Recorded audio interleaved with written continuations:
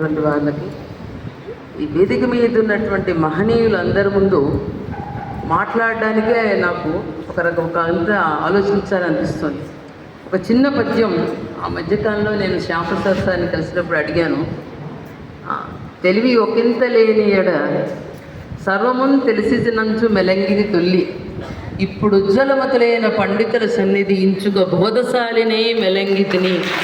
అంటే అంత బాగా సరస్వతి స్వరూపాలైన వాళ్ళ ముందు బోధశాలినే అంటే కేవలం వినడానికి మాత్రమే పనికొచ్చేలాగా అయిపోయినాం.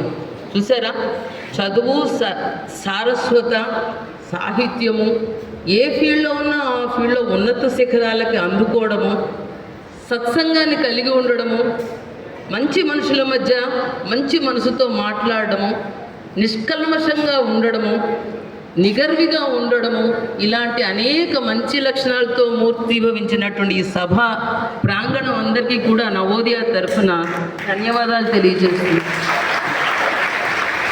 ఇది కదా ఒక చదువు కోరిన విశిష్టత. కొన్ని లక్షల కోట్లున్నా కూడా ఎవరు గౌరవించరు. ఇలాంటి వాక్శుద్ధి కలిగిన మనుషులు, మంచి మనుషులకి ఇచ్చే గౌరవాన్ని మీరందరూ గుర్తించాలని, మీరు కూడా మీ రచన రంగంలో చాలా ముందుకు ప్రయాణం చేయాలని, మిమ్మల్ని కూడా ఇదే విధంగా ఇలాంటి డయాసుల మీద గౌరవింపబడాలని నాకు దగ్గర ఉన్నటువంటి 420 మందికి మంచి జరగాలని కోరుకుంటూ, మనమందరము ఎదురు చూస్తున్నటువంటి ఈ సన్మాన కార్యక్రమాన్ని మొదలు పెట్టవలసిందిగా మన సిబ్బందికి తెలియజేస్తున్నాను.